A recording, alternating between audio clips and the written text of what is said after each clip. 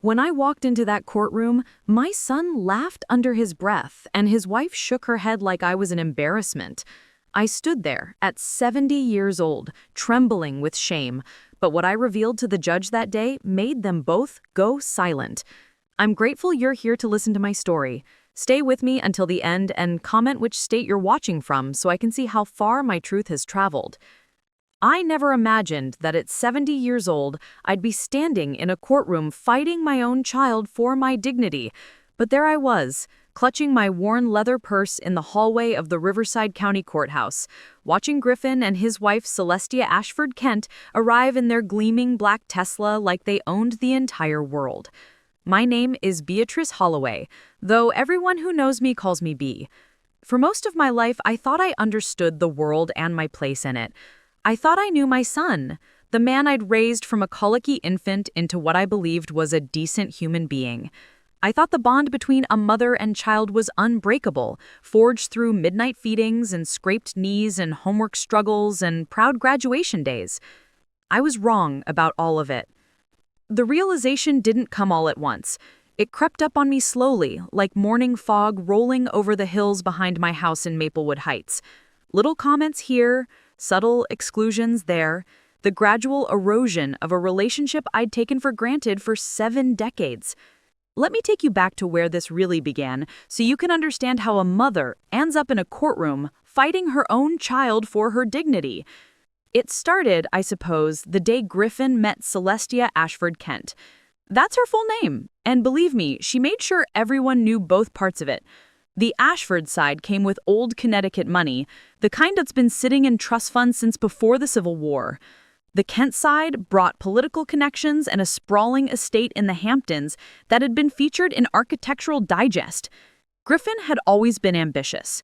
Even as a boy, he'd been the type to organize the neighborhood kids into elaborate business ventures, charging admission to backyard carnivals and negotiating trades of baseball cards like he was running the stock exchange. His father, my late husband Raymond, used to joke that Griffin would either end up as a CEO or in prison for white-collar crime. We'd laughed about it then. The joke doesn't seem so funny anymore. After Raymond died from a sudden heart attack 15 years ago, Griffin threw himself into his work with an intensity that worried me. He was only 30 then, but he built his commercial real estate development company, Holloway Properties Group, from absolutely nothing. I watched him work 18-hour days, skip meals, sacrifice relationships and friendships, all in pursuit of success. I was proud of him. God help me, I was so proud. He started small, flipping distressed properties in declining neighborhoods, then gradually worked his way up to larger developments, strip malls, office complexes, mixed-use buildings that transformed entire blocks. By the time he was 40, he was worth millions. By 42, he was dating Celestia. She appeared in his life like a comet, brilliant and cold and impossible to look away from. I remember the first time he brought her to my house for dinner. It was a Sunday in late September, 3 years ago now, and I'd spent all day preparing Raymond's famous pot roast, the one that Griffin had loved since childhood. Celestia arrived wearing a cream-colored dress that probably cost more than my monthly Social Security check, her blonde hair swept up in a style that looked effortless, but probably took an hour to achieve. She had that kind of beauty that came from excellent genetics and expensive maintenance, the kind you see in magazines but rarely encounter in real life. "Mrs. Holloway," she said, extending a hand that felt cold even through my oven mitts. Not B, not even Beatrice. Just the formal Mrs. Holloway. How quaint.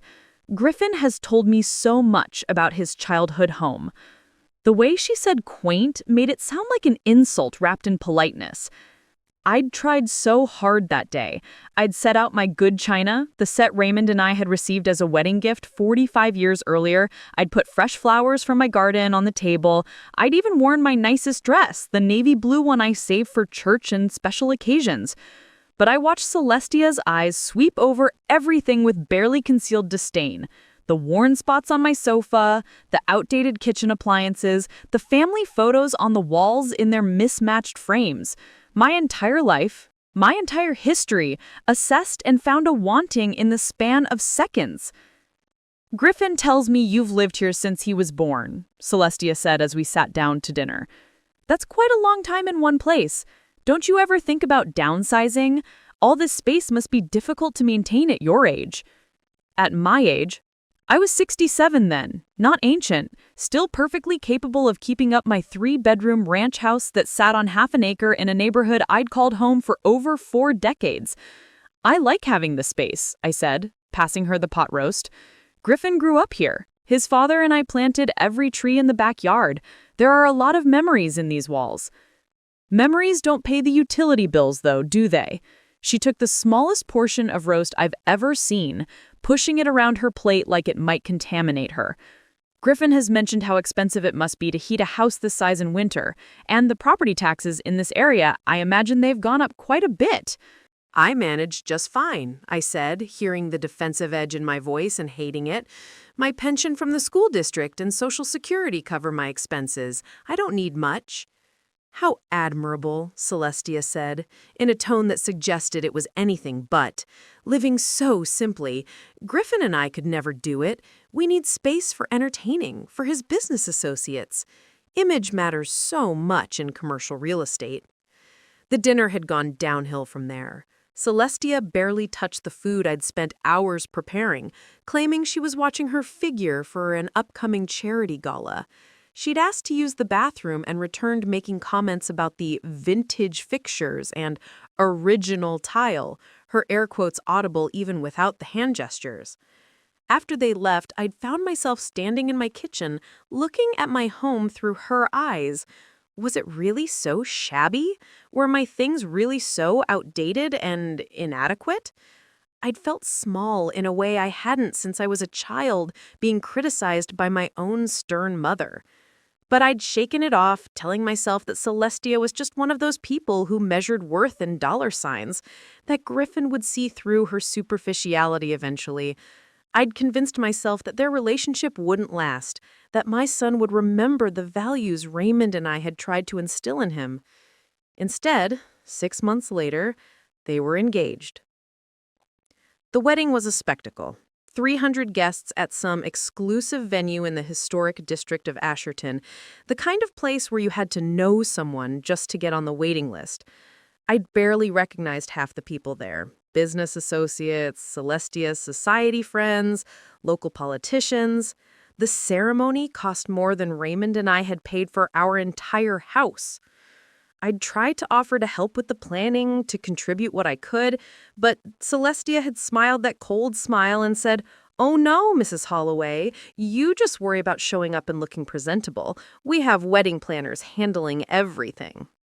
Presentable, like I was a child who might embarrass them by wearing the wrong shoes. I'd bought a new dress anyway, spending more than I usually would, wanting to fit in with their world for one day. But when I arrived at the venue, I felt immediately out of place among women dripping in diamonds and men in suits that probably cost what I spent on groceries for 6 months. Griffin had been busy that day, pulled in a dozen directions, and I'd barely gotten 5 minutes alone with him.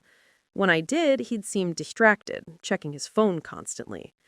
"I'm so happy for you, sweetheart," I'd told him, adjusting his boutonniere the way I used to fix his ties before school dances. "I just want you to be happy." "I am happy, Mom," he said, but he wouldn't quite meet my eyes. "Celestia and I are building something important. This is what success looks like." The wedding reception had been even worse. I'd been seated at a table near the back with distant relatives I'd met only once or twice, while Celestia's family and Griffin's business associates occupied the prominent tables near the head of the room. I'd watched my son dance with his new wife, pose for endless photographs, give a toast thanking everyone except me. When it came time for the mother-son dance, Griffin had kept it short, barely 90 seconds before Celestia cut in with some joke about rescuing him. Everyone had laughed. I'd tried to laugh too, but it felt like something was cracking inside my chest. After the wedding, things changed even more dramatically. The weekly phone calls from Griffin stopped. Then the monthly visits. 6 weeks would go by without hearing from him, then 2 months.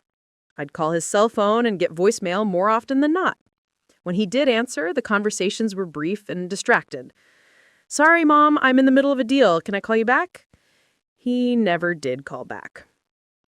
I started finding out about important events in my son's life through social media posts from acquaintances, or worse, through the local newspaper's business section. Griffin's company had acquired a major downtown property. Griffin had been named to the Chamber of Commerce Board. Griffin and Celestia had purchased a sprawling estate in Willowbrook Estates, the most exclusive gated community in the Tri-County area. I'd driven past their new house once, unable to help myself. It sat behind tall iron gates, a modern architectural marvel of glass and stone that looked like something from a magazine spread. It probably cost more than I could comprehend. I sat in my car across the street, staring at those gates, wondering when my son had become someone who needed to wall himself off from the world. From me. The exclusion became more obvious as time went on. I'd hear through the grapevine about dinner parties they'd hosted, about weekend trips to their vacation home in Seaside Cove, about family gatherings with Celestia's parents and siblings, family gatherings I was never invited to. When I finally worked up the courage to ask Griffin about it, his answer was vague and dismissive. "You wouldn't have enjoyed it, Mom. Celestia's family can be a bit much. Lots of business talk, politics, that sort of thing. Not really your scene." Not my seam. Like I was some alien creature who couldn't possibly understand the rarefied world he now inhabited. I tried to be understanding. I told myself that adult children grow up and grow apart, that this was natural and normal. I joined a book club at the library. I volunteered at the community garden. I filled my days with activities and friendships, trying to build a life that didn't revolve around waiting for my son to remember I existed. But it hurt. God, it hurt in ways I couldn't fully articulate to anyone. I'd raised this man alone after his father died. I'd worked 2 jobs to keep him in good schools. I'd sacrificed vacations and nice clothes and any chance at my own social life to make sure he had every opportunity. I'd been there for every milestone, every achievement, every moment of his life. And now I was an inconvenience, an embarrassment, someone to be hidden away and excluded from his important new world. The real breaking point came 18 months after the wedding, on what should have been a happy occasion. Griffin's company had won some major industry award, and there was going to be a ceremony and gala dinner at the Grand View Hotel, the fanciest venue in the city. I'd found out about it through a former coworker whose daughter worked in event planning.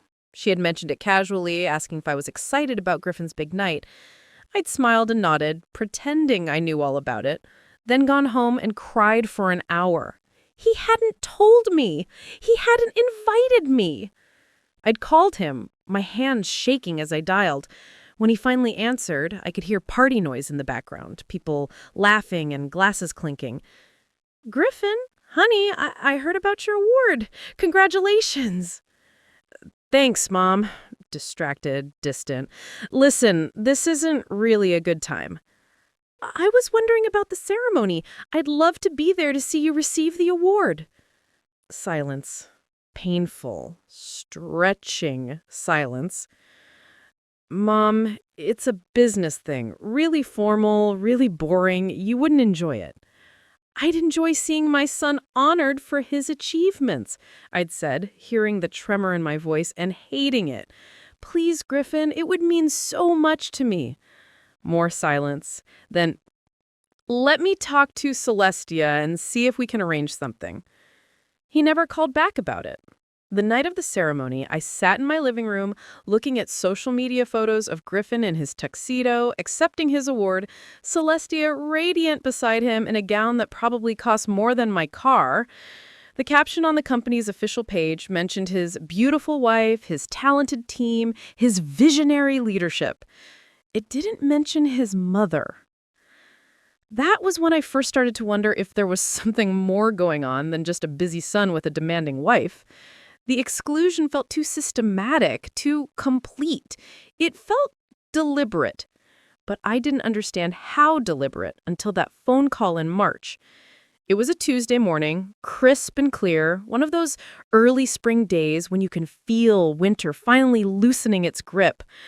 I'd been out in my backyard, turning over the soil in my vegetable beds, getting ready for planting season. Gardening had always been my therapy, my way of connecting with the earth and with my Raymond memory. He loved working in the yard, and I felt closest to him out there among the plants and soil. My phone rang as I was washing the dirt off my hands. Griffin's name on the screen made my heart lift. Maybe he was finally calling to really talk, to reconnect, to remember that he had a mother who loved him. Griffin, honey, I heard about your award. Congratulations. Thanks, Mom. Distracted, distant. Listen, this isn't really a good time. I was wondering about the ceremony. I'd love to be there to see you receive the award. Silence. Painful, stretching silence. Mom, it's a business thing. Really formal, really boring. You wouldn't enjoy it. I'd enjoy seeing my son honored for his achievements, I'd said, hearing the tremor in my voice and hating it. Please, Griffin, it would mean so much to me. More silence. Then, let me talk to Celestia and see if we can arrange something. He never called back about it. The night of the ceremony, I sat in my living room, looking at social media photos of Griffin in his tuxedo, accepting his award, Celestia radiant beside him in a gown that probably cost more than my car. The caption on the company's official page mentioned his beautiful wife, his talented team, his visionary leadership. It didn't mention his mother.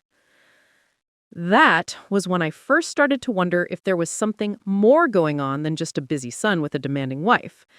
The exclusion felt too systematic, too complete. It felt deliberate. But I didn't understand how deliberate until that phone call in March. It was a Tuesday morning, crisp and clear, one of those early spring days when you can feel winter finally loosening its grip. I'd been out in my backyard, turning over the soil in my vegetable beds, getting ready for planting season. Gardening had always been my therapy, my way of connecting with the earth and with my Raymond memory. He loved working in the yard, and I felt closest to him out there among the plants and soil. My phone rang as I was washing the dirt off my hands. Griffin's name on the screen made my heart lift. Maybe he was finally calling to really talk, to reconnect, to remember that he had a mother who loved him. Griffin, what a nice surprise. How are you? Mom? His voice was flat, businesslike, not the warm tone I remembered from his childhood. We need to have a conversation about your living situation. The words sent a chill down my spine despite the warm sunshine. My living situation? What do you mean? The house, Mom. That place you're living in. Celestia and I have been discussing it, and we have some concerns about you being there alone at your age. I gripped the phone tighter, my damp hands making it slippery. Griffin, I'm 70 years old, not 90. I'm perfectly capable of living independently. I drive, I garden, I volunteer 3 days a week at the Children's Literacy Center. I'm not some helpless invalid. No one's saying you are, but your tone suggests otherwise. But you're not getting any younger, and that house is a lot to maintain. The yard work alone must be exhausting. And what if something happened? What if you fell or had a medical emergency? I have a medical alert system. I have neighbors who check on me. I have friends I see regularly. Griffin, where is this coming from? There was a pause, and I heard muffled conversation in the background, like he had covered the phone to talk to someone else. When he came back, his voice had taken on a rehearsed quality. Celestia and I have been researching senior living communities in the area. There are some really nice ones, Mom. Beautiful facilities with activities, medical care on site, prepared meals. You wouldn't have to worry about maintaining a house or doing yard work or any of that. You could just relax and enjoy your retirement. My blood ran cold. Senior living communities? Griffin, those are for people who can't live independently. I can live independently. I am living independently, quite successfully. For now, maybe. But what about next year? 5 years from now. It's better to make these transitions while you're still relatively healthy before there's a crisis that forces your hand. I don't want to make any transition. I want to stay in my home, the home I've lived in for 43 years, the home where your father and I raised you, where every room holds memories of our family. Memories don't keep you safe, Mom. His voice was getting harder now, impatient. I haven't fallen down any stairs. I'm in excellent health. My doctor says I'm doing remarkably well for my age. That's beside the point. Then what is the point, Griffin? Because it sounds like you and your wife have decided to uproot my entire life without even consulting me. Another muffled conversation in the background. Then, look, Mom, we don't want this to be difficult. We want what's best for you. We've already toured several facilities. There's one called Serenity Meadows that's particularly nice. They have openings right now, but they fill up fast. We need to move quickly if we want to secure you a spot. Secure me a spot? I was pacing now, my gardening completely forgotten. Griffin, listen to yourself. You're talking about putting me in some facility like I'm a piece of furniture you need to store? I'm your mother. Don't I get a say in this? Of course you do. That's why I'm calling, to discuss it with you. This isn't a discussion. A discussion would have started with, Mom, how are you feeling about your living situation? Not, we've already picked out a facility for you. I don't appreciate your tone. His voice had gone cold. Celestia and I are trying to help you. We're trying to ensure your safety and well-being. The least you could do is show some gratitude for our concern. Gratitude? The word came out sharper than I intended. You want me to be grateful that you're trying to force me out of my home? No one's forcing anything. We're offering you an opportunity to live somewhere safer, more appropriate for someone your age. But if you're going to be unreasonable about it, then maybe we need to explore other options. Other options? What other options? There was a long, heavy pause. When Griffin spoke again, his words hit me like a physical blow. Celestia and I have been consulting with an attorney about guardianship proceedings. If you're not capable of making sound decisions about your own welfare, then legally someone else needs to step in and make those decisions for you. The world seemed to tilt sideways.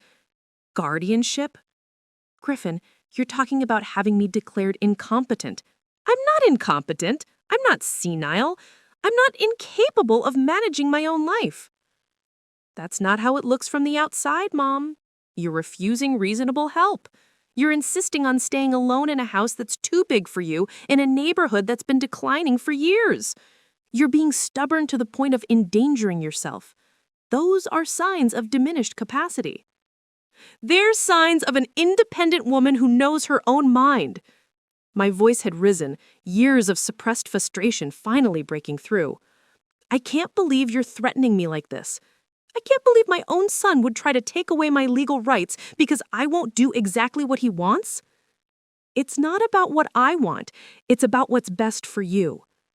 What's best for me is to be left alone to live my life in my own home without interference from people who barely remember I exist until it's convenient for them. The words hung in the air, harsh and true. I heard Griffin's sharp intake of breath. That's not fair, Mom. Isn't it? When was the last time you called me just to talk? When was the last time you visited? When was the last time you included me in any part of your life? You've spent 2 years pushing me away, and now suddenly you're deeply concerned about my welfare? Forgive me for being skeptical. We've been busy, building a business, establishing ourselves. We don't have time for... He stopped abruptly. For what, Griffin? For me? Your mother? Say it. More muffled background conversation. Then, Celestia wants to talk to you. Before I could respond, I heard the phone being passed, and then Celestia's voice came on the line, crisp and cold. Beatrice, let's cut through the emotional melodrama, shall we? Griffin is trying to be polite about this, but someone needs to be direct with you. Mrs. Ashford Kent, I said, deliberately using her maiden name combination. This is between me and my son. Actually, it's very much my business since I'm the one who has to deal with Griffin's constant worry about you. Do you have any idea how stressful it is for him, wondering if you're okay out there alone? Wondering if today's the day you'll have an accident or a medical emergency? He didn't seem particularly stressed about it for the past 2 years when he barely called. That's because he was in denial about how serious the situation had become. But I've helped him see clearly. You're a liability, Beatrice, to yourself and to this family, and we can't have that hanging over us anymore. The casual cruelty of it took my breath away. A liability? Griffin is building something important here. Holloway Properties Group is on track to become one of the major development firms in the state. He's being courted for political appointments, board positions, all kinds of opportunities that require a certain image. And part of that image is appearing responsible and capable in all aspects of life, including family matters. So this is about appearances? About your image? Everything is about image in this world, Beatrice, something you clearly never understood. Griffin can't be seen as someone who neglects his elderly mother, letting her live alone in some deteriorating house and a declining neighborhood. It makes him look careless, indifferent, bad for business. So you want to put me in a facility to make him look good? I want to put you somewhere appropriate for someone of your age and station in life. Serenity Meadows is a perfectly respectable place. Clean, well-run, affordable. You should be grateful we're willing to help arrange it rather than just waiting for the inevitable. And what happens to my house? We're just being proactive. The real estate market is strong right now. Your property, despite its condition, sits on a nice piece of land in an area that's being eyed for redevelopment. You could probably get a decent price if we move quickly. Something about the way she said redevelopment made my stomach clench. What do you mean redevelopment? Another pause, shorter this time. Just that the city has been discussing urban renewal projects in your area. Old neighborhoods being renovated, new construction going in. Property values are likely to increase. All the more reason to sell now before the market gets too complicated. She was lying, or at least not telling the whole truth. I could hear it in her voice, that careful manipulation of facts that people use when they're hiding something. I'm not selling my house, I said firmly, and I'm not going into any senior living facility. This is my home, my life, my decision. Then you're leaving us no choice but to pursue guardianship. Griffin didn't want to take that route, but you're forcing our hand. If you can't be reasonable, then someone has to make reasonable decisions for you. I am being reasonable. You're the ones trying to force me out of my home against my will. We'll see what a judge thinks about that. Griffin's already spoken to our attorney. We have documentation of your living situation, expert opinions about the dangers of elderly people living alone, medical testimony about age-related cognitive decline. It's really just a formality at this point. The casualness with which she discussed destroying my independence made me feel physically ill. You can't do this. I have rights. Actually, Beatrice, you'll find that when adult children can demonstrate legitimate concerns about a parent's safety and capacity, the courts are quite sympathetic, especially when those adult children are respected members of the community with the resources to provide proper care, versus a stubborn old woman living alone in a house she can't really afford to maintain in a neighborhood that's becoming unsafe. My neighborhood is perfectly safe. Is it? Because I pulled up the crime statistics, and there's been a notable increase in property crimes in your area over the past 2 years. Break-ins, vandalism, car thefts, not exactly the kind of place where an elderly woman should be living alone. Every word was calculated to make me sound irrational, to make their position sound reasonable and caring. It was masterful manipulation, and I was starting to understand that Celestia had probably been planning this for a long time. I need to talk to Griffin. Put my son back on the phone. Griffin has said everything he needs to say. We'll be calling you back on Friday for your final answer. You have until then to agree to tour Serenity Meadows and begin the transition process voluntarily. If you refuse, we file guardianship papers on Monday. Those are your options." She hung up before I could respond. I stood in my kitchen, phone still pressed to my ear, listening to the dead silence and trying to process what had just happened. My son and his wife had just threatened to have me declared incompetent and force me out of my home. They had already contacted realtors and attorneys. They had already planned out my entire future without my input. And they'd given me 3 days to comply or fight. I spent the next 48 hours in a fog of shock and grief. I couldn't eat, couldn't sleep, couldn't concentrate on anything. I wandered through my house, touching familiar things, each object carrying weight and memory. The kitchen table where Griffin had done his homework while I graded papers for my teaching job, the living room where we'd watched movies together after Raymond died, huddled under blankets and finding comfort in each other. The backyard where Raymond had taught Griffin to throw a baseball, patient and loving even when every throw went wild. This wasn't just a house. It was the physical embodiment of my entire adult life. Every room held memories of love and loss and ordinary daily life that had added up to something meaningful.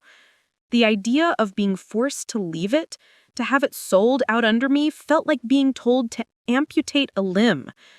But what frightened me even more was the guardianship threat. I'd done some research online, reading about conservatorship and guardianship laws in our state. The process was meant to protect vulnerable adults who genuinely couldn't care for themselves. But I'd also read horror stories about adult children abusing the system, using guardianship to control elderly parents' finances and property. Once someone was declared incompetent and a guardian was appointed, they lost almost all their legal rights. They couldn't make decisions about their medical care, their living situation, their finances. They essentially became legal children again, completely dependent on whoever the court had put in charge of them. And Griffin wanted to be that person. Griffin and Celestia wanted legal control over every aspect of my life. The thought made me want to vomit. By Thursday evening, I knew I couldn't face this alone. I needed help, advice, someone who could tell me if I was overreacting or if my fears were justified. But who? Most of my close friends were my age or older. Lovely people, but not equipped to handle complex legal issues. My book club friends would be sympathetic, but unhelpful. My fellow volunteers at the Literacy Center would be shocked, but powerless. Then I remembered Judith Kowalski. Judith had been Raymond's colleague at the civil engineering firm where he'd worked for 25 years. She'd retired 5 years ago, but still lived in town, and we'd stayed in touch, meeting for coffee every few months to catch up. More importantly, Judith's daughter was a lawyer specializing in elder law. I called her that evening, my hands shaking as I dialed. "Bee, what a lovely surprise! How are you?" "Judith, I need help." The words came out in a rush, barely coherent. "Something's happening with Griffin, and I don't know what to do." "Slow down, honey. Take a breath. What's going on?" I told her everything. The phone call, the threats, the guardianship proceedings, the demand that I sell my house and move into a facility. I could hear my voice rising in pitch as I spoke, hysteria creeping in around the edges. When I finished, there was a long silence. "B," Judith said carefully, "this is serious, very serious. What they're threatening is essentially legal kidnapping. If they succeed in getting guardianship, you'll have almost no rights. They could force you to move, sell your house, control your finances, everything. But I'm not incompetent. I'm perfectly capable of living independently." "Of course you are. Anyone who knows you would testify to that. But guardianship proceedings don't always work the way they should. Sometimes judges err on the side of caution, especially if the adult children present a compelling case about safety concerns. So, what do? You fight. You get a lawyer immediately. Not tomorrow, not next week, tonight if possible. You document everything that proves you're capable and independent. You gather supporters who can testify to your competence. And you prepare yourself for a battle because that's what this is going to be. My heart sank. I don't have money for a lawyer, Judith. My savings are modest. If I spend them on legal fees, then you spend them, because if Griffin and his wife get guardianship, they'll have access to everything anyway. At least this way, you're fighting for your freedom. Let me call my daughter right now. Her name is Margaret, and she specializes in exactly these kinds of cases. She'll know what to do. Judith, I can't afford. Let Margaret worry about that. Some of these cases can be taken on contingency or with payment plans. The important thing is getting you protected before they file those papers. Can I give her your number? I agreed because what choice did I have? Margaret Kowalski called me 40 minutes later. She had her mother's warmth, but with an edge of steel underneath that I found instantly reassuring. Mrs. Holloway, my mother explained the situation. I need you to understand something right away. What your son is threatening is legally possible, but ethically questionable and practically difficult if you have proper representation. The key is acting now, before they file their petition. What do I need to do? First, we document your independence and capacity. I'm going to send you a list of things I need. Medical records showing you're in good health, financial records showing you manage your own affairs, testimonials from friends and acquaintances about your daily functioning. Second, we file a preemptive legal action essentially asking the court to recognize your competence and reject any future guardianship petitions as unfounded. Third, we look into what's really motivating this, because in my experience, these sudden guardianship pushes usually aren't about the parent's welfare. His wife mentioned something about my house being in an area targeted for redevelopment. She said property values were going up. I heard the sound of typing through the phone. What's your address? I told her. More typing. Then, oh, that's interesting. Mrs. Holloway, your neighborhood is part of the Maplewood Heights Revitalization Initiative. The city council approved it 6 months ago. It's a massive redevelopment project backed by several major commercial real estate firms.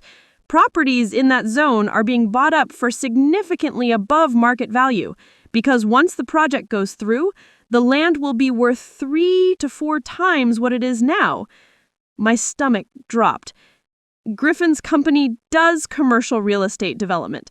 Does his company have any connection to this revitalization project? I don't know. How would I find out? Let me do some digging. This might be public record. Give me until tomorrow afternoon. In the meantime, start gathering those documents I mentioned. And, Mrs. Holloway, don't communicate with your son or his wife until we've talked again. Anything you say can and will be used against you in guardianship proceedings. After hanging up with Margaret, I sat in my darkening living room as the sun set outside my windows, and I let myself feel the full weight of what was happening. My son wasn't trying to protect me. He was trying to steal from me. My own child, the boy I'd raised with love and sacrifice, was conspiring to have me declared incompetent so he could force me out of my home and sell my property for profit. The grief was overwhelming, but underneath it, something else was stirring. Something harder and fiercer than grief. Anger. I'd spent 2 years accepting my exclusion from Griffin's life, telling myself it was normal that adult children grew distant. I'd blamed myself for not being sophisticated enough, wealthy enough, impressive enough to fit into his new world. But this wasn't about sophistication or social status. This was about greed. This was about my son and his wife seeing me as an obstacle to their financial gain, as someone to be removed and exploited rather than respected and loved. Well, they had made a critical mistake. They'd assumed I would be easy to push around. They'd assumed I was helpless, confused, a weak old woman who would crumble under pressure. They'd forgotten who I was. I was Beatrice Holloway. I'd raised a child alone after my husband died. I'd worked 2 jobs while earning my master's degree. I'd taught for 30 years in under-resourced schools, fighting for every student who'd been written off by the system. I'd survived loss and hardship and every challenge life had thrown at me. I wasn't going to let my own son destroy me now. Friday morning arrived gray and cold, matching my mood. I'd barely slept, lying awake going over every interaction with Griffin and Celestia from the past 3 years, seeing them now through new eyes. Every slight, every exclusion, every casual cruelty, it all made sense now as part of a larger pattern. They'd been systematically distancing me, isolating me, making me seem like a lonely, confused old woman who needed rescuing. It was all part of their plan. Margaret called at 9 o'clock sharp. "Mrs. Holloway, I've been digging into the Maplewood Heights Revitalization Initiative. You need to hear this." "I'm listening." "The project is a public-private partnership. The city is providing zoning changes and infrastructure support, while private development firms are doing the actual construction and investment. There are 5 major firms involved in the consortium handling the project. Want to guess which one is the lead developer?" My hands went cold. "Holloway Properties Group." Bingo. Your son's company stands to make millions from this project. But here's where it gets interesting. The redevelopment zone includes about 200 properties, most of which have already been purchased by the development consortium or are under contract. Of the 15 properties still held by original owners, yours is the single most valuable because of its location and lot size. It's basically the linchpin of the entire southern section of the development. I sank into my kitchen chair. So if Griffin can get control of my property, he completes a crucial piece of his company's biggest project and probably makes a fortune in the process. Even more interesting, I pulled up the property acquisition records. The consortium has been offering homeowners in your area about 30% above market value to sell quickly and avoid the hassle of eminent domain proceedings. Based on current assessments, your property would sell for somewhere around $425,000 in a normal market, but with the redevelopment premium, you'd be looking at $550,000 to $600,000. The numbers made my head spin. I'd always known my house was worth something, but I'd never imagined that kind of money. "Mrs. Holloway, are you still there?" "Yes, I'm just processing." "That's an enormous amount of money." "It is. And here's the thing, if Griffin gets guardianship over you, he gains legal control of your assets, including your house. He could sell it to his own development consortium, pocket the money under the guise of managing your care, and there's very little oversight of guardians once they're appointed. Even if you contested it later, proving financial exploitation of an elderly ward is incredibly difficult. So this whole thing, the concern about my welfare, the insistence that I need care, it's all just a cover for stealing my property. I can't prove that's their intention without more evidence, but the timing and circumstances are extremely suspicious. What I can tell you is that we need to act immediately.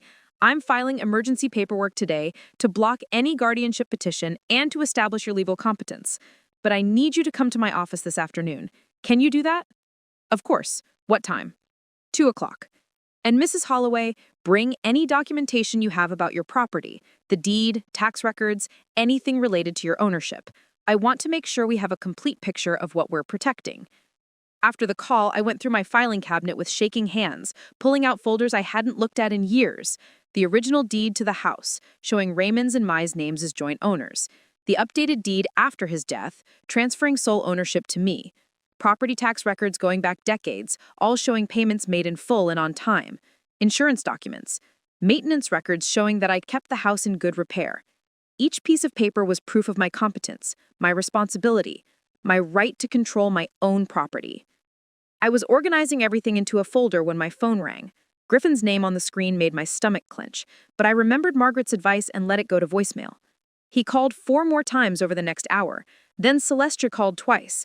I ignored them all, gathering my documentation and preparing for my meeting with Margaret. The voicemails they left became increasingly aggressive.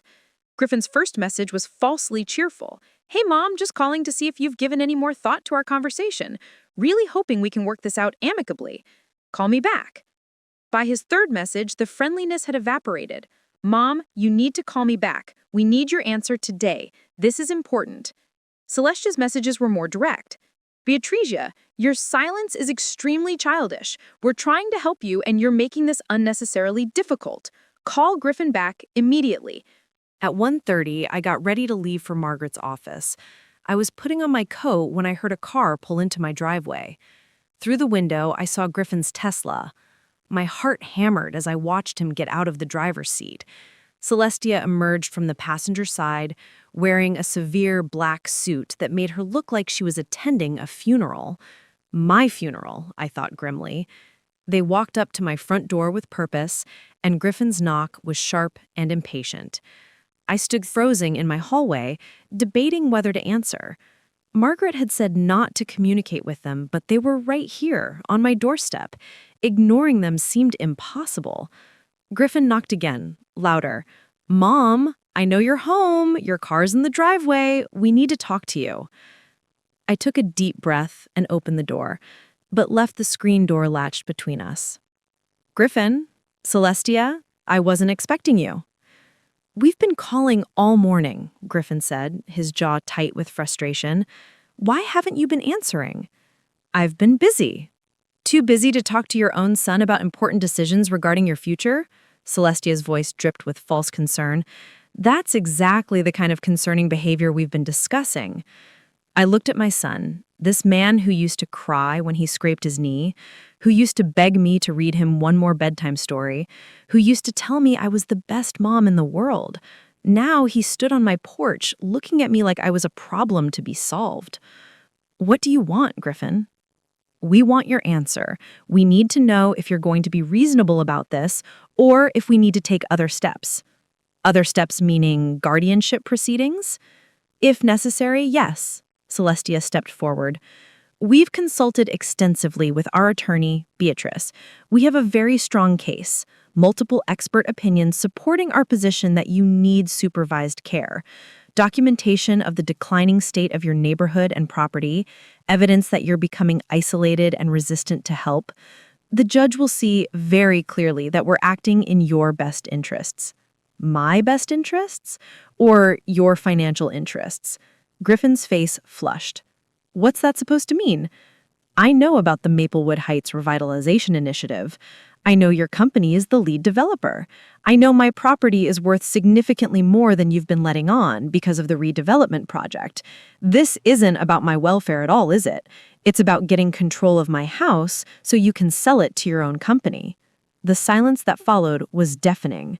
Griffin and Celestia exchanged a look, and I saw calculation in their eyes, watching them decide how to play this. "Mom, that's completely paranoid," Griffin said finally, but his voice lacked conviction. "The redevelopment project has nothing to do with our concerns about your living situation." "Really? So it's just a coincidence that you suddenly develop these concerns right as your company needs my property for its biggest project?" "Your property is not crucial to anything," Celestia snapped. "Stop being so melodramatic. We're trying to help you, and you're inventing conspiracy theories to avoid facing reality. The reality is that you want to have me declared incompetent so you can steal my house and profit from it. That's elder abuse, Celestia. That's financial exploitation, and I'm not going to let it happen." Griffin's expression hardened. "You're not thinking clearly, Mom. You're confused, paranoid, making wild accusations. This just proves that you need intervention." "I'm perfectly clear. Clearer than I've been in years. I see exactly what you're doing, and I'm going to fight you every step of the way." "Then you're making a serious mistake," Celestia said coldly. "We were giving you a chance to do this the easy way. Move into a nice facility, sell your house, be taken care of. But if you want to fight us, we have the resources to bury you in legal proceedings.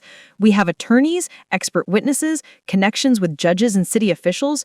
What do you have? Some elderly friends and a house in a declining neighborhood? I have the truth. And I have a lawyer too." That got their attention. Griffin's eyes widened slightly. "You hired a lawyer?"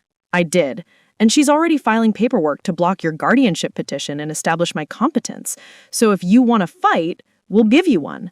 But you're not going to walk over me without consequences. You're wasting money you can't afford." Griffin said. "Whatever you're paying some lawyer is money you need for your care. My care that I don't need? I think I'll spend my money protecting my rights. Thank you." Celestia's face had gone cold with fury. "You're going to regret this, Beatrice. By the time this is over, you'll wish you'd taken the generous offer we gave you. We'll make sure everyone knows how difficult and irrational you've been. Your friends, your neighbors, everyone will see you as a confused old woman who chose conflict over family. Better to be seen as difficult than to be seen as a doormat. Now, if you'll excuse me, I have an appointment with my lawyer. I need you to leave my property." Griffin opened his mouth to argue, but I stepped back and closed the door in his face. Through the window, I watched them stand on my porch for another moment before finally returning to their car. As they pulled out of my driveway, I saw Celestia's face through the window, twisted with rage. I was shaking as I grabbed my folder of documents and headed out to my own car. My legs felt weak, adrenaline coursing through my system. I'd just declared war on my own son. But what choice did I have? Roll over and let them destroy me? Let them steal everything Raymond and I had built together?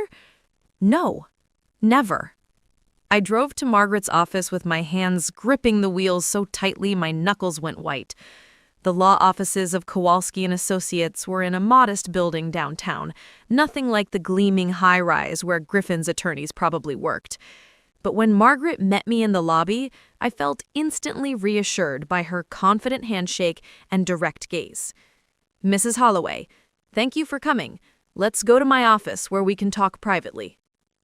Her office was small but organized, with files neatly stacked and law books lining the walls. She gestured for me to sit in a comfortable chair across from her desk. "Tell me what happened after we talked this morning." I recounted Griffin and Celestia's visit, their threats, their anger when I mentioned knowing about the redevelopment project and hiring an attorney. Margaret took notes, nodding occasionally.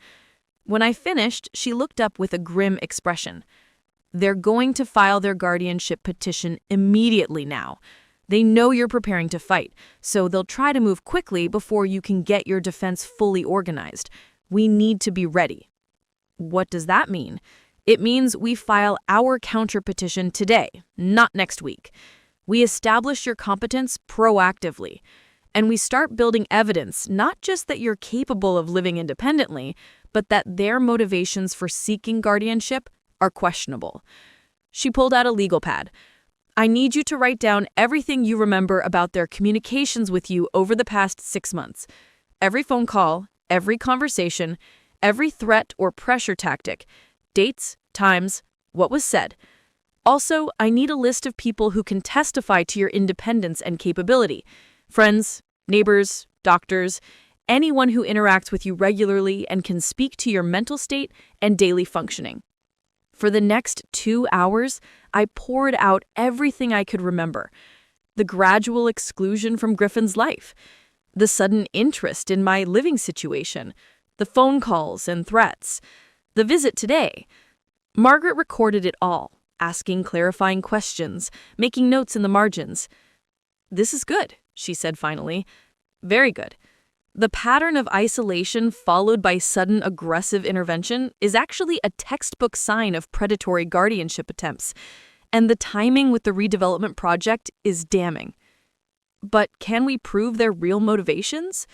We can certainly present enough circumstantial evidence to make a judge very suspicious, especially if we can demonstrate that you're fully competent and don't need any form of guardianship. That's the key, Mrs. Holloway. We have to make it crystal clear that you're capable of managing your own affairs." She handed me a packet of documents. "I need you to complete these assessments. They're cognitive function tests, daily living evaluations, that sort of thing.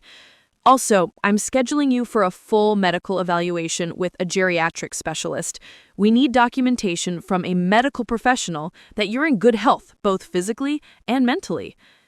"How much is all this going to cost?" The question I'd been dreading. Margaret met my eyes directly. "My standard rate is $350 an hour. Given the complexity of this case and the urgency, we're probably looking at 60 to 80 hours of work between now and the hearing, plus court costs and expert witness fees. Realistically, you're looking at $30,000 to $40,000 total. The number made my head spin. I don't have that kind of money readily available. Most of my savings is tied up in retirement accounts. Can you access any of it without penalty? Some, maybe $15,000 without major tax implications? Margaret nodded. Here's what I can do. I'll take your case for a $5,000 retainer up front, and we'll work out a payment plan for the rest. If we win and can prove that their guardianship petition was filed in bad faith, we can potentially recover legal fees from them. No guarantees, but it's possible. And if we lose, then you pay what you can when you can.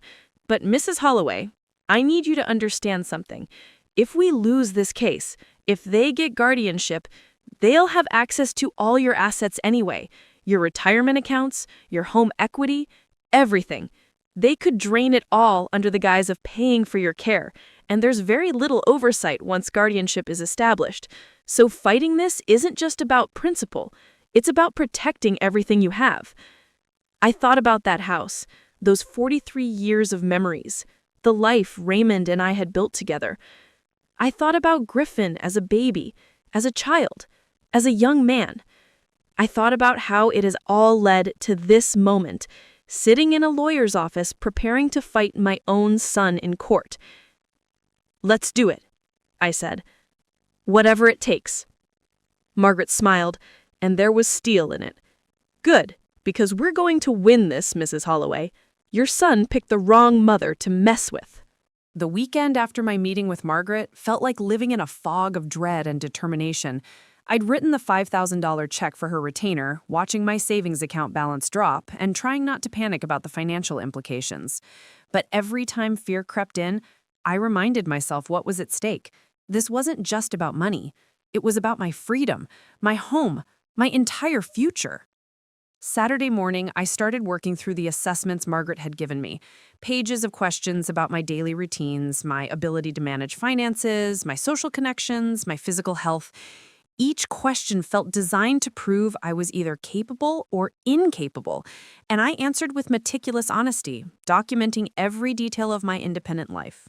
Do you prepare your own meals? Yes, 3 times daily. Do you manage your own medications? Yes, I take blood pressure medication and a multivitamin, both self-administered. Do you maintain social connections? Yes, book club every Tuesday, volunteer work Monday, Wednesday, and Friday, regular contact with friends. Do you handle your own finances? Yes, all bills paid electronically, on time, retirement accounts monitored monthly, budget maintained independently. Page after page, building a picture of a woman who was not only capable, but thriving in her independence. A woman who didn't need anyone to take control of her life. Between assessment questions, my phone buzzed constantly with calls from Griffin and Celestia. I ignored every single one, but I listened to the voicemails they left, each message more aggressive than the last. Griffin's Saturday afternoon message had an edge of panic. Mom, please call me back. We need to talk about what you said yesterday. I think you've gotten some wrong information about the redevelopment project. Let me explain how things actually work. This doesn't have to become a big legal battle. Just call me. Celestia's evening message was pure venom. Beatrice, you're making a fool of yourself. Whatever lawyer you've hired is taking advantage of you, feeding you paranoid fantasies to rack up billable hours. Griffin is trying to help you, and you're throwing it back in his face. This is exactly the kind of irrational behavior that proves you need intervention. I saved every message, adding them to the documentation file Margaret had started. Each voicemail was evidence of their harassment, their attempts to manipulate and control me. Sunday afternoon, my neighbor Patricia Chen knocked on my door with a concerned expression. Patricia and her husband Tom had lived next door for almost as long as I'd been in my house. Our children had grown up together, playing in each other's yards, sharing birthday parties and Halloween candy. Bea, I hope this isn't intrusive, but I need to tell you something, Patricia said when I invited her in for tea. A man came to our door yesterday asking questions about you. My stomach dropped. What kind of questions? He said he was doing a neighborhood assessment for the city, something about elderly residents and safety concerns. He asked how often we see you, whether you seem confused or forgetful, if you maintain your property adequately, whether you have trouble with daily tasks. Tom and I both got a weird feeling about it, so we asked to see his credentials. Did he show you anything? A business card for some consulting firm. It all looked official, but the questions felt wrong, like he was fishing for negative information about you specifically. Patricia leaned forward, her voice dropping. Bea, what's going on? Is something wrong? I took a deep breath and told her everything. The guardianship threat, the redevelopment project, Griffin and Celestia's scheme to force me out of my house. Patricia's face went through a series of expressions. Shock, disbelief, anger. That's outrageous, she said when I finished. You're one of the most capable people I know. You organized the entire neighborhood watch program. You planned the annual block party. You helped my mother when she was recovering from hip surgery last year. The idea that you need supervised care is insane. Thank you, Patricia. That means more than you know. Actually, my lawyer is going to need people who can testify to my independence and capability. Would you and Tom be willing to provide statements? Absolutely, whatever you need. And Bea, about that man asking questions, I think he was hired by your son to dig up dirt on you. We didn't give him anything useful, but you should know they're actively building a case against you. After Patricia left, I called Margaret immediately, even though it was Sunday evening. They're sending investigators to my neighborhood, asking my neighbors if I seem confused or incapable. That's actually good news, Margaret said, surprising me. It means they're worried. If they had a strong case, they wouldn't need to fish for supporting evidence. They just file and rely on the inherent bias courts have toward protecting elderly people. The fact that they're scrambling to build a narrative tells me they know their position is weak. But what if they find neighbors who say negative things? What if someone mentions that time I forgot about a book club meeting, or the day I couldn't find my car keys? Everyone forgets things sometimes, Mrs. Holloway. That's normal human behavior, not evidence of incompetence. What we need to focus on is documenting your pattern of capable, independent living. Speaking of which, I've scheduled your medical evaluation for Tuesday morning with Dr. Helena Vasquez. She's a geriatric specialist who does a lot of expert testimony in these cases. She's thorough and fair, and her evaluations carry significant weight with judges. What if she finds something wrong with me? Then we deal with it honestly. But I've reviewed your medical records from your primary care physician. You're in excellent health for 70.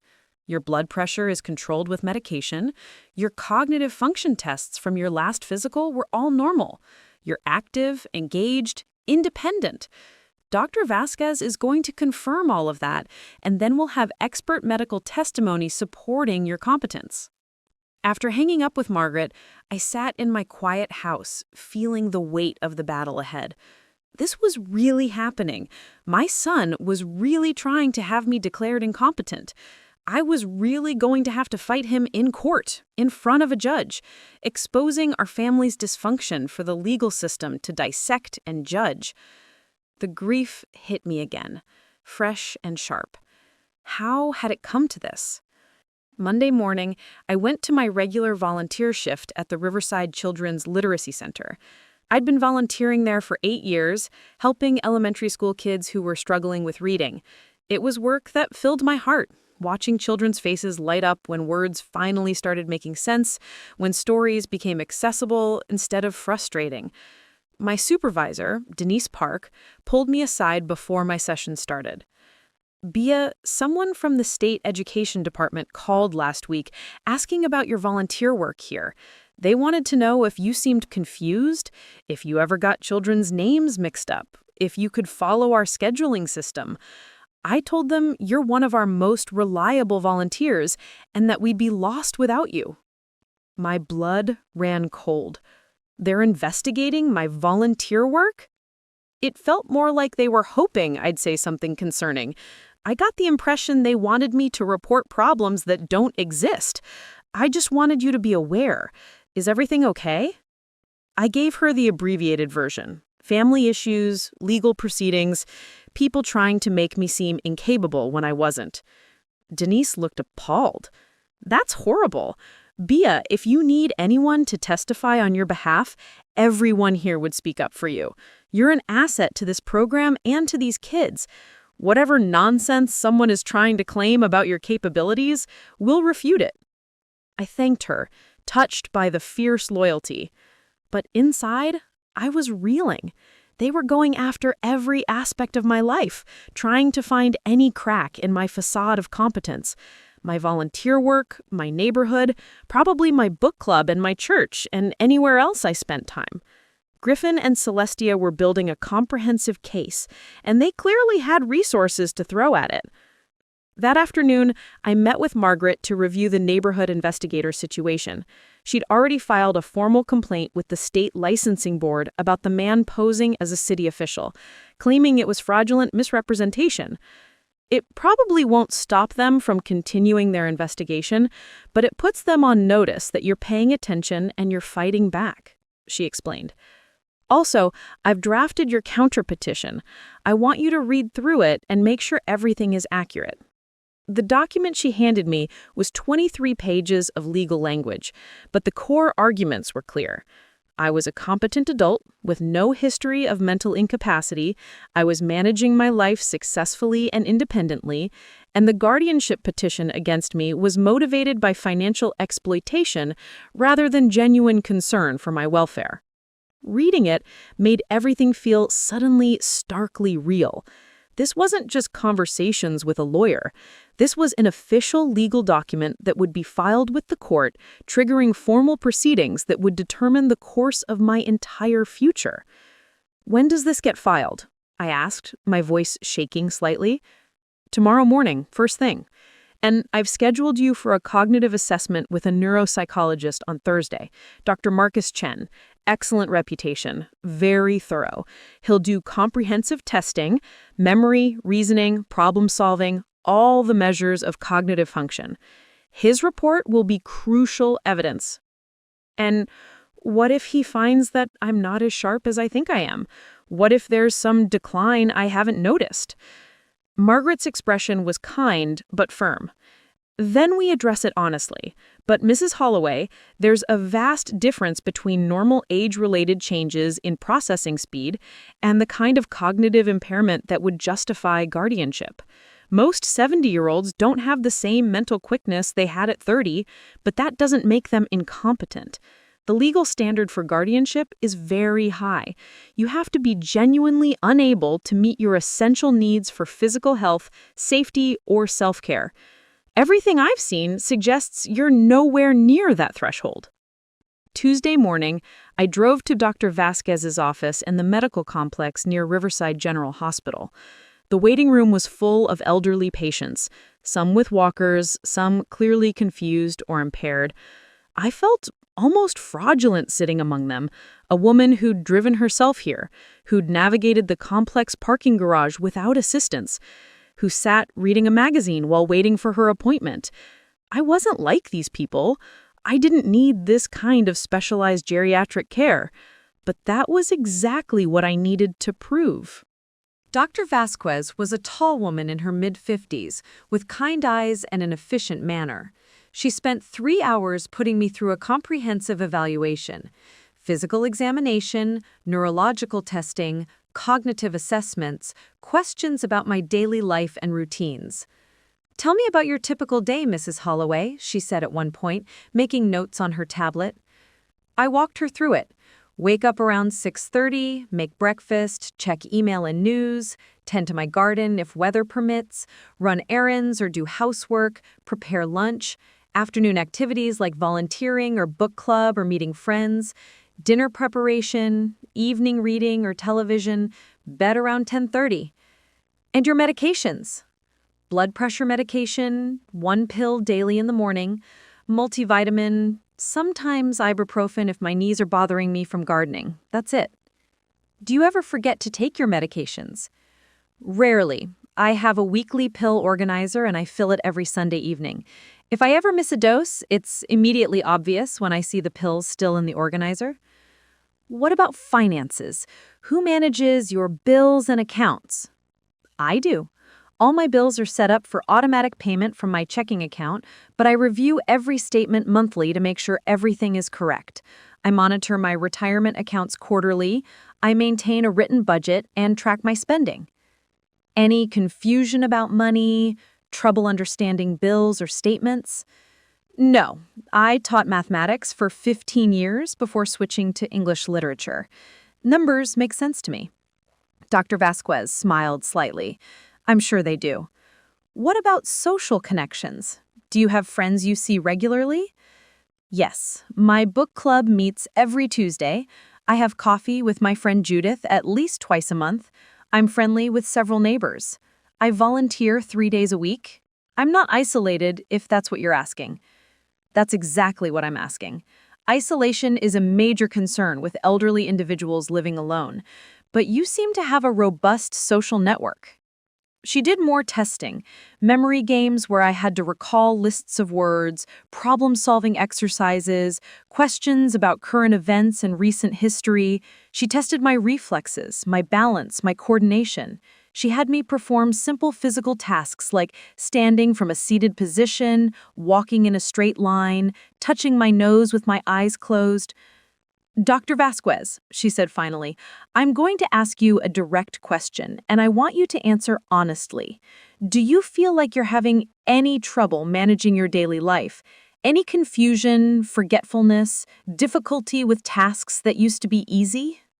I thought about it carefully before answering. Sometimes I'm slower than I used to be. Sometimes my knees hurt and I need to rest after gardening. Sometimes I forget minor things, like where I put my reading glasses. But no, I don't feel like I'm struggling or failing at life. I feel like I'm aging normally and adapting to it appropriately. She nodded, still making notes. That's a very healthy and realistic self-assessment. Normal aging comes with some changes in processing speed and occasionally memory for minor details, but you seem to have excellent awareness of your own functioning and good compensation strategies. So, you don't think I need guardianship or supervised care? Dr. Vasquez looked up from her tablet, meeting my eyes directly. Based on this evaluation, absolutely not. You're a high-functioning, independent adult with no evidence of cognitive impairment that would justify any form of guardianship. I'll be putting that in my report, along with detailed documentation of your physical and mental health status. Whoever is claiming you need supervised care is either grossly misinformed or acting in bad faith. Relief flooded through me so powerfully, I felt tears prick my eyes. Thank you. You have no idea what it means to hear that from a medical professional. Dr. Vasquez, may I speak candidly? Please. I do a lot of these evaluations for guardianship proceedings. Most of the time, the elderly person in question genuinely needs help. They're showing clear signs of dementia, they're neglecting their health, they're making dangerous decisions because their cognitive function has declined. Those cases are heartbreaking, but necessary. But occasionally, I see cases like yours, where a competent elderly person is being railroaded by family members who have ulterior motives. Those cases make me angry. What's being done to you is a form of elder abuse, and my report is going to say so explicitly. I left Dr. Vasquez's office feeling something I hadn't felt since this nightmare began. Hope. Real, concrete hope based on professional medical evidence that I was exactly what I knew myself to be, a capable woman who deserved to control her own life. That afternoon, I stopped by Patricia and Tom's house to update them. Patricia had made a list of neighbors who'd been contacted by investigators and what questions they'd been asked. 11 houses on our street had been visited, all asked variations of the same questions about my capability and mental state. What did everyone say? I asked, almost afraid to hear the answer. Everyone defended you, Tom said firmly. Old Mrs. Patterson down the street told them you were the only person on the block organized enough to run the neighborhood watch. The Hendersons said you'd helped them with their taxes last year. The Carlsons mentioned that you'd watched their house and collected their mail for 2 weeks while they were on vacation, and everything was perfectly handled. Nobody gave them any ammunition, Bea. Patricia squeezed my hand. This neighborhood knows you. We know what kind of person you are. Your son is going to have a hard time convincing anyone who actually knows you that you're incompetent. But I was learning that truth and legal proceedings didn't always align perfectly. Wednesday morning, Margaret called with an edge in her voice that immediately put me on alert. We have a problem. Griffin's attorney filed their guardianship petition yesterday afternoon, faster than I expected. The hearing is scheduled for 3 weeks from now. 3 weeks? That's so soon! It's actually concerning how quickly they got a hearing date. Usually, these things take months to get on the court calendar. Someone pulled strings to fast-track this, which suggests your son has more influence with the court system than I'd anticipated. My stomach sank. Of course Griffin had influence. His company had done development projects all over the county. He probably knew judges, court administrators, politicians. He'd built a network of powerful connections while I'd been teaching children to read and tending my garden. What does this mean for us? It means we have 3 weeks to build our case instead of 3 months. It's doable, but we need to move fast. I need those neighbor statements by Friday. Your cognitive assessment with Dr. Chen is Thursday. Make sure you're well-rested and alert for that. I'm also going to need financial records showing you manage your money competently, and I want to take your video deposition so we have your testimony preserved in case anything happens. In case anything happens? What could happen? Margaret hesitated. Mrs. Holloway, I need to be honest with you about the risks here. Sometimes in these cases, the petitioners try to create emergency situations that would justify immediate intervention. Claims that you're a danger to yourself, that you've had a medical crisis, anything that might convince a judge to grant temporary guardianship before the full hearing. You think Griffin would do that? Stage some kind of emergency? I think people who are willing to exploit their elderly parents for financial gain are capable of many things. I'm not saying he will, but we need to be prepared, which is why I want your testimony on record now while you're clearly competent and not under any kind of acute stress. Thursday's cognitive assessment with Dr. Chen was even more rigorous than Dr. Vasquez's evaluation. 4 hours of intensive testing, memory tasks, logic puzzles, language comprehension, mathematical problems, spatial reasoning challenges. My brain felt exhausted by the end, but I'd performed well. I knew I had. Dr. Chen confirmed it when we wrapped up. Mrs. Holloway, your cognitive function is within normal range for your age across all domains. Actually, you scored above average in several areas, particularly verbal reasoning and practical problem solving. I see no evidence of any impairment that would impact your ability to make informed decisions about your life and care. Another professional opinion supporting my competence. Another piece of evidence for Margaret to use in court. Friday, I spent the entire day working with Margaret on my video deposition. She asked me hundreds of questions about my daily life, my health, my finances, my relationship with Griffin, everything that might be relevant to the guardianship proceeding. I answered as honestly and completely as I could, even when the questions hurt. Tell me about your relationship with your son over the past 3 years. I took a deep breath. It's deteriorated significantly. After he married Celestia, contact became increasingly rare. Phone calls stopped, visits stopped. I was excluded from family events and important moments in his life. I tried to maintain the relationship, but I felt like I was being systematically pushed away. Why do you think that happened? At first, I thought it was just normal adult-child separation, that he was busy with his business and his new marriage. But now I understand it was deliberate isolation. They were creating a narrative that I was alone and vulnerable, setting up the circumstances that would make a guardianship petition seem reasonable. Do you believe your son is genuinely concerned about your welfare? The question hurt to answer, but I met the camera directly. No. I believe my son and his wife want control of my property for their financial gain.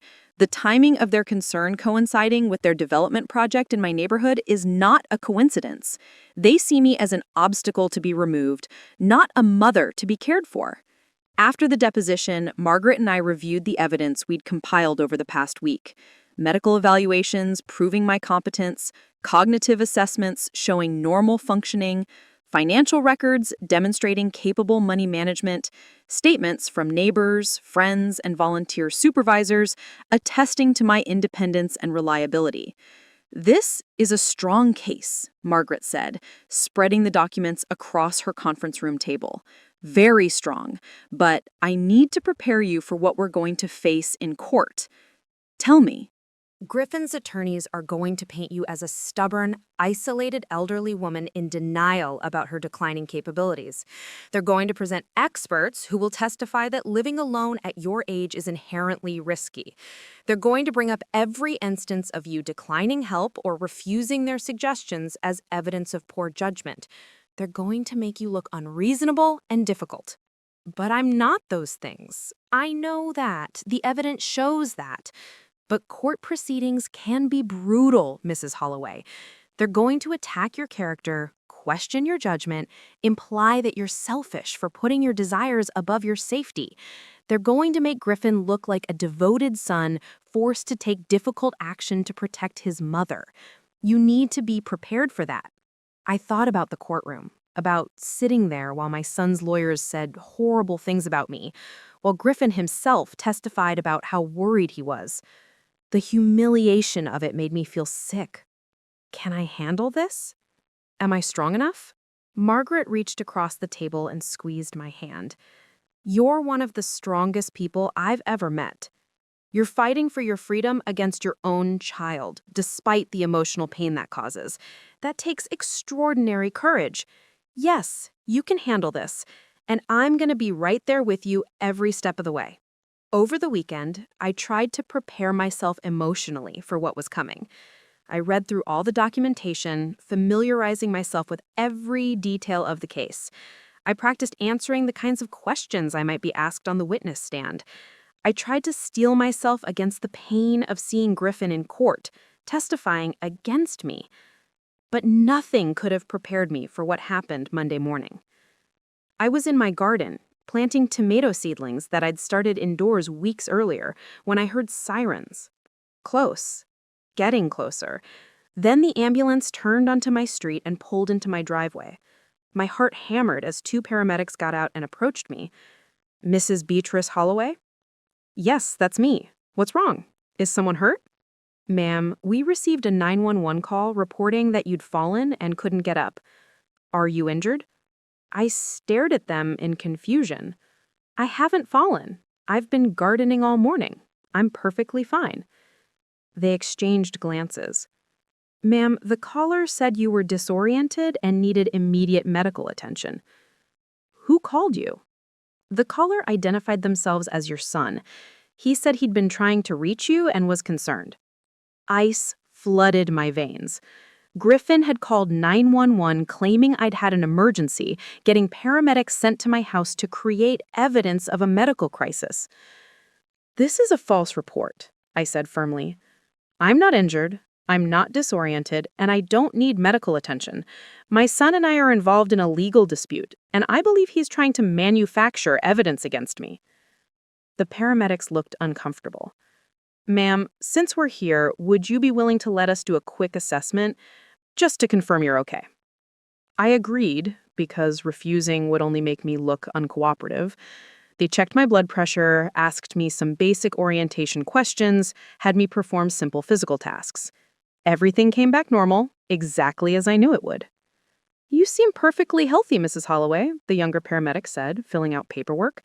We'll note in our report that we found you alert, oriented, and uninjured.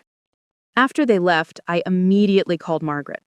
Griffin just tried to create a fake medical emergency. He called 911 claiming I'd fallen. That son of a... She caught herself.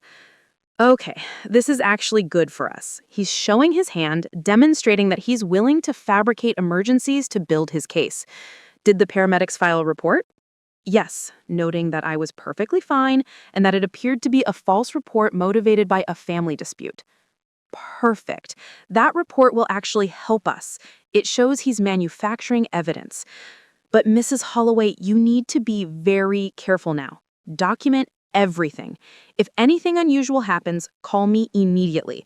If he tries anything else like this, we go straight to the judge and request sanctions for harassment." That afternoon, I got a call from my bank. "Mrs. Holloway, this is Dennis Garrett from Fraud Prevention. We've received a call from someone claiming to be your son, saying he's concerned about suspicious activity on your accounts and requesting access to review your transactions. We wanted to verify this with you before taking any action." "Absolutely not," I said immediately. "My son has no authorization to access my accounts. This is part of an ongoing legal dispute, and please note in my file that Griffin Holloway is not to be given any information about my accounts under any circumstances." "We'll make that notation. Thank you for confirming." Another attempt to build a case against me, this time trying to access my financial records to find something, anything, that could be twisted into evidence of mismanagement. They were desperate, and desperate people made mistakes. Tuesday evening, my doorbell rang. Through the window, I saw a woman I didn't recognize standing on my porch with a clipboard. Every instinct told me not to answer, but she'd already seen me looking through the window. I opened the door, but kept the screen latched. "Can I help you?" "Mrs. Holloway, I'm Sandra Kim from Adult Protective Services. I'm following up on a report of potential self-neglect and unsafe living conditions. May I come in?" My blood boiled. They'd reported me to APS, trying to get a government agency to document problems with my living situation? "Do you have identification?" She showed me her credentials through the screen door. They looked legitimate. "Mrs. Kim, I'm currently involved in a guardianship dispute with my son and his wife. I believe they're the ones who filed this report as part of their campaign to have me declared incompetent. You're welcome to look around my house, but I think you'll find there are no unsafe conditions and no signs of self-neglect." Her expression shifted slightly, less official, more sympathetic. "May I come in?" I let her in, and she spent 20 minutes touring my house. The clean kitchen, the organized living spaces, the well-maintained bathroom, the tidy bedroom, the refrigerator full of fresh, healthy food, the medicine cabinet with properly stored medications, the file cabinet with neatly organized paperwork. "Mrs. Holloway," she said finally, "whoever reported you gave a description of hoarding, unsanitary conditions, and an inability to maintain basic hygiene. None of that is present here. Your home is clean, well-organized, and safe. I see no evidence of self-neglect whatsoever. Can I get a copy of your report? I'll have my office send you one. And Mrs. Holloway, off the record, I've seen a lot of these cases where family members make false APS reports to build guardianship cases. It's a form of elder abuse in itself. Document everything, fight back." After she left, I sat on my couch and let myself cry for the first time since this nightmare began. Not tears of defeat, but tears of rage and grief and overwhelming exhaustion. They were coming at me from every angle. False 911 calls, attempts to access my bank accounts, APS reports, investigators harassing my neighbors. An orchestrated campaign to destroy my reputation and build evidence of incompetence where none existed. My son was doing this to me. My own child, who I'd loved and raised and sacrificed for, was systematically trying to destroy my life for money. But with every attempt, they were also creating evidence of their own bad faith. Every false report, every fabricated emergency, every transparent attempt at manipulation was documented proof that their guardianship petition wasn't motivated by genuine concern. Margaret had been right. They were desperate, and desperation led to mistakes. I just had to survive 3 more weeks until the hearing. 3 weeks of attacks and harassment and emotional warfare. 3 weeks of fighting my own son in a battle where my entire future hung in the balance. I could do this. I had to do this. Because the alternative, losing my independence, my home, my freedom to a son who saw me as nothing more than an obstacle to his wealth, was unthinkable. The breakthrough came 10 days before the hearing, from the most unexpected source. I was at the library researching property law when a young woman approached me hesitantly. She looked to be in her late 20s, professionally dressed, with nervous energy radiating from her. "Excuse me, are you Beatrice Holloway?" My guard went up immediately. "Who's asking?" "My name is Rachel Winters. I used to work, for Holloway Properties Group, as a project coordinator." She glanced around nervously. "Can we talk somewhere private?" Margaret had given me strict instructions not to speak with anyone connected to Griffin's company without her present. But something in Rachel's expression made me pause. She looked frightened and determined in equal measure. "Let me call my attorney first." 20 minutes later, we were sitting in Margaret's office. Rachel had brought a laptop bag that she clutched like a lifeline. "I was fired 3 days ago," Rachel began without preamble. "Officially, they said it was budget cuts.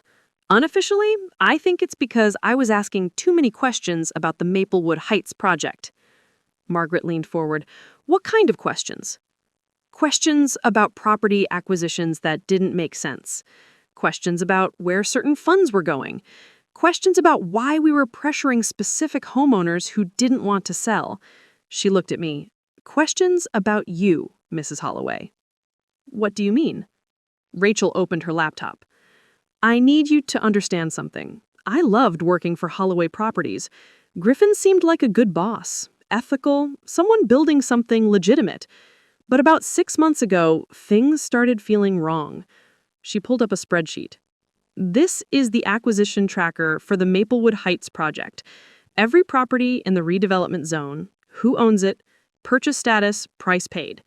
Most properties were acquired for 30 to 40% above market value, like the city promised.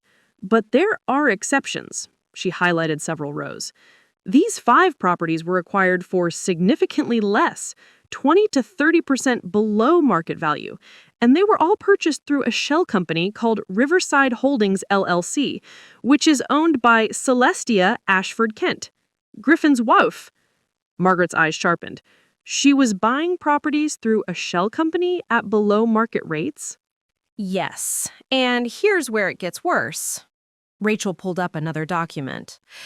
The Development Consortium Agreement specifies that all land in the project zone will be purchased at fair market value or above.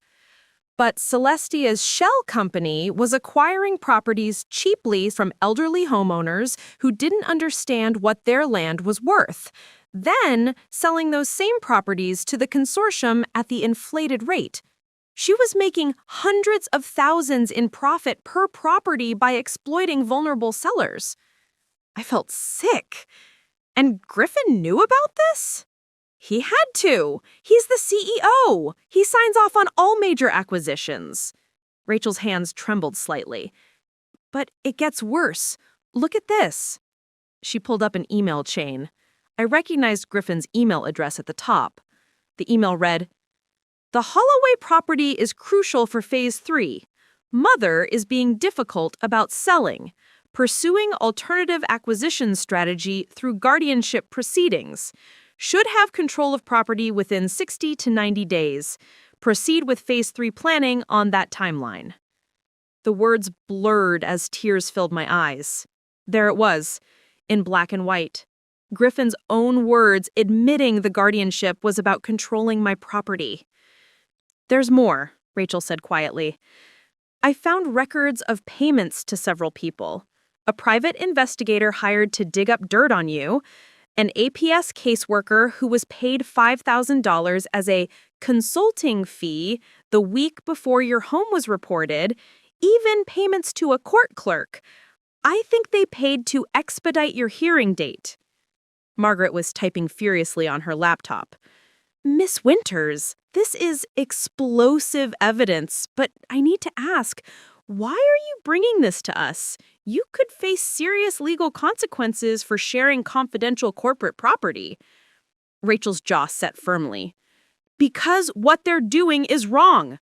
My grandmother lost her house to a scam like this 5 years ago. Someone convinced her it was worthless, bought it for nothing, then resold it for 10 times what they paid her. She died 6 months later in a nursing home heartbroken. I won't be part of doing that to someone else's grandmother. Are you willing to testify? To bring these documents into court as evidence? Yes. I've already made copies of everything and stored them in 3 separate locations. They can't disappear this evidence. After Rachel left, Margaret and I sat in stunned silence. This changes everything, Margaret finally said. This isn't just a guardianship case anymore. This is fraud, elder abuse, potentially bribery of public officials. The guardianship petition is the least of Griffin's problems now. What do? We take this to the judge. We file an emergency motion exposing the entire scheme, and we make sure that when you walk into that courtroom, you're not just defending yourself, you're putting them on trial. The next week was a whirlwind of legal maneuvering. Margaret filed motion after motion attaching Rachel's evidence. Griffin's attorneys tried to get everything suppressed, claiming the documents were stolen corporate property. The judge denied their motion, ruling that evidence of criminal fraud couldn't be suppressed regardless of how it was obtained. Griffin tried calling me 17 times in 2 days. I didn't answer. His voicemails range from pleading to threatening to bizarrely casual, as if none of this was happening. Celestia left one message that was pure venom. "You stupid old woman, you have no idea what you've done. We will destroy you in court. You'll be lucky if they don't commit you to a psychiatric facility when this is over." I saved that message too. More evidence. The morning of the hearing arrived cold and gray. I dressed carefully in my best suit, the navy one I'd worn to Raymond's funeral 15 years ago. Margaret had coached me extensively on courtroom procedure and what to expect. She'd said, "They'll try to rattle you. They'll bring up every mistake you've ever made, every moment of forgetfulness, every instance where you declined help. Stay calm, answer honestly, and remember, you're not the one on trial here. They are." Patricia and Tom drove me to the courthouse. Judith met us there, along with Denise from the Literacy Center and 3 of my neighbors who'd taken the day off work to support me. Dr. Vasquez and Dr. Chen would be testifying as expert witnesses. We walked through the courthouse doors, and that's when I saw them. Griffin and Celestia stood near the courtroom entrance with their attorneys, a team of 3 lawyers in expensive suits. Griffin wore a perfectly tailored charcoal suit that probably cost more than my monthly expenses. Celestia was in cream-colored designer clothes, every inch the elegant society wife. They looked successful, respectable, like people who made reasonable decisions about caring for elderly parents. And then they saw me. Griffin's expression flickered with something guilt? Fear? But it was quickly masked. Celestia's face went hard and cold. And then it happened. Griffin laughed. A short, quiet sound under his breath, but I heard it. A laugh that said, "Look at her, the foolish old woman thinking she can fight us." Celestia shook her head slowly, a gesture of pity and contempt. Poor, deluded Beatrice. Something crystallized in that moment.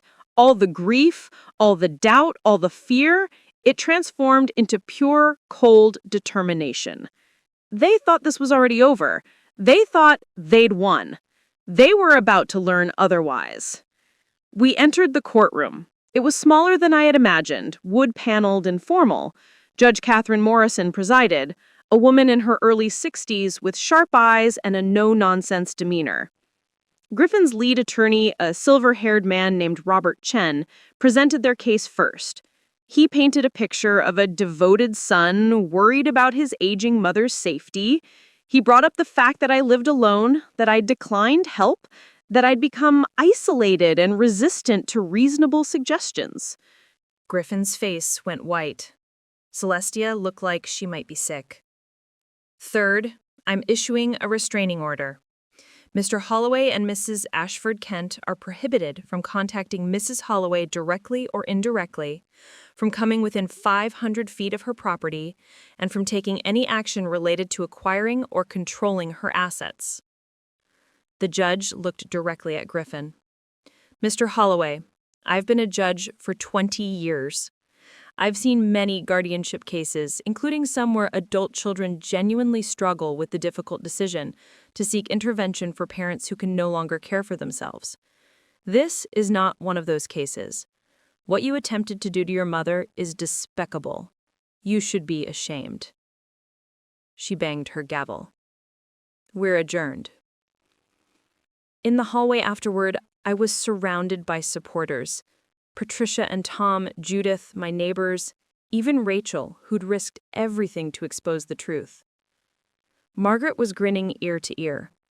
We didn't just win, Mrs. Holloway, we demolished them.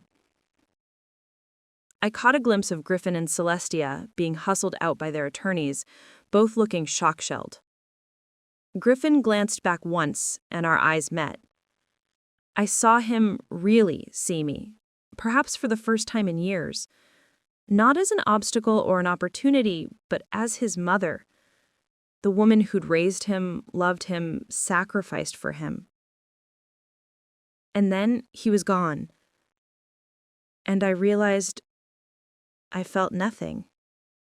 No grief, no anger, just relief. It was over.